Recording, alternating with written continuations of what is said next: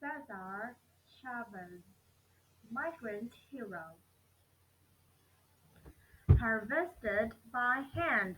You probably know that the fruits, nuts, and vegetables you eat were once crops that grew in fields. But do you ever stop to wonder how those crops are harvested? Some are harvested by machines, but many fruits, in particular, are too delicate. Research shows nearly half of all U.S. fruit is still harvested by hand. Most of those hands belong to migrant workers who travel from farm to farm picking fresh food so that we can eat.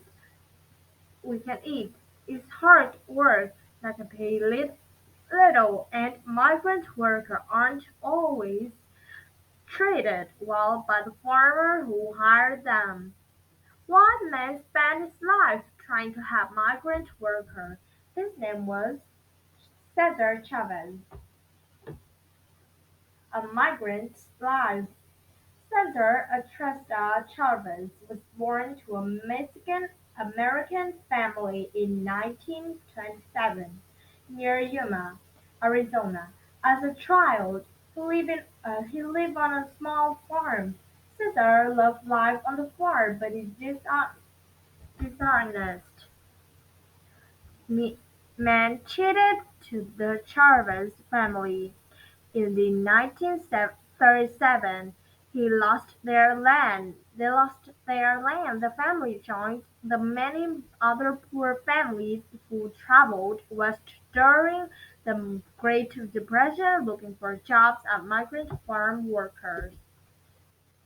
Life on the road was very different for a Chavez family from life on their farm in Arizona. Many farmers in California wanted people to work for a little pay. The farmer could keep more money from the food they sold. As a result, life for migrant farm workers was often terrible. Workers toiled the hot sun for hours, but sometimes they had to pay for any water they drank in the field. The workers spent much of little money they made in temporary temporary housing, or usually run down shops. They were hot in summer, cold in winter. The shacks often came with holes and insects, but no bathrooms or any way to cook. Sometimes instead mattresses to sleep on. Owner gave the workers straw. For several years, the Chavez family moved to around California, finding work wherever they could.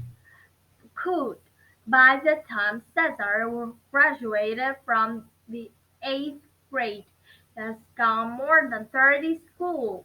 He was often teased because he didn't have decent clothes or shoes because he spoke English with a Spanish accent. Cesar and his siblings worked in the fields with their parents and on weekends during the summer. It was hard work, yet migrant workers were often cheated due of their already low wages. One time, Caesar's whole family worked for 7 weeks, 7 days a week. At the end of the harvest, they found that their boss had left without paying them, and there was nothing they could do. Even though they harvested tons of fruit and vegetables, they barely earned enough themselves, to feed themselves, let alone enough to save up and get ahead. The best hope for most migrants was and this the education of their children, but education for migrant children was hard to combine. Many migrant children grew up in fields, started working as young as age 8. Cesar stopped at school after the 8th grade to work in the fields full time to help support his family. Without a good education, the children often kept going migrant work when they grew up, and the cycle continued. The birth of U- union.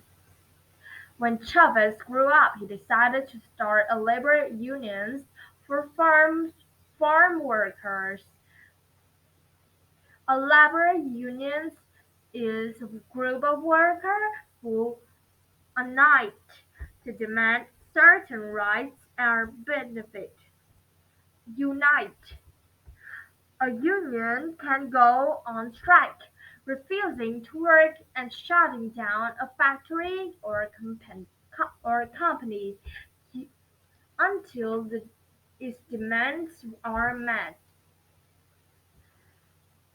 Almost every industry, from truck driver to movie actors, has the union to protect its workers. Chavez knew that the union could make big improvements in the lives of farm workers too. Yet many people consider organizing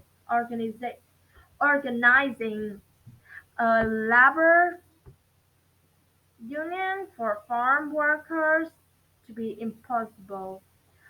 Farm workers moved around to follow the crops, never staying in one place enough to plan action.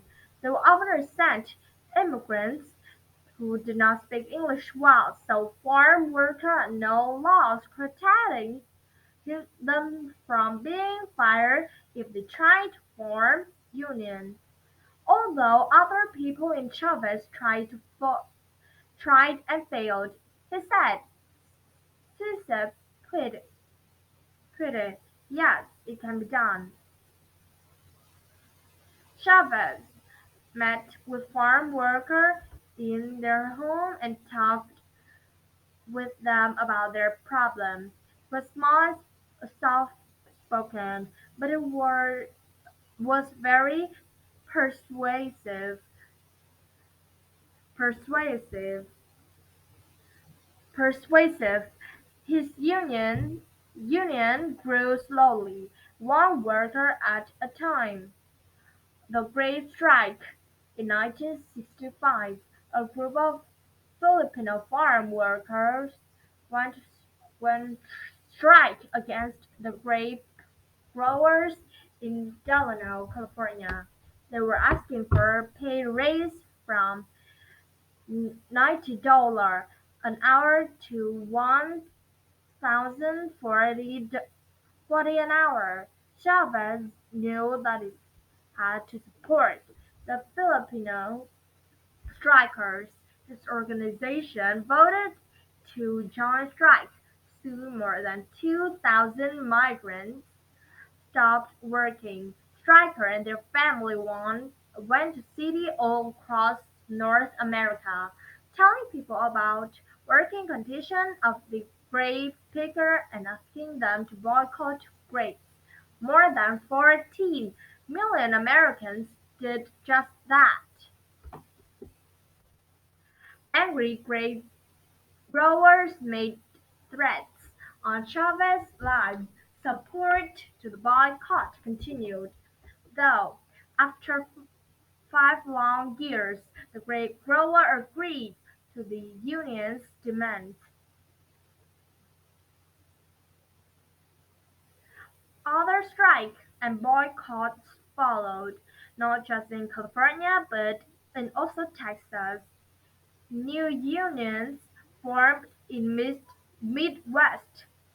In 1975, California finally passed a law to protect farm workers from being fired when they tried to unite. Against all odds, Chavez's support has succeeded at its height. His, his organization, the United Farm Workers, includes 50,000 farm workers. We shall be heard, Chavez said, and the war. A fond farewell. Chavez died in sleep on April 23, 1993. He was 66 years old. Thousands of farm workers and supporters came to his funeral. It was the largest funeral for any labor leader in the history of the United States. He was humble and courageous man who spent his life to helping others.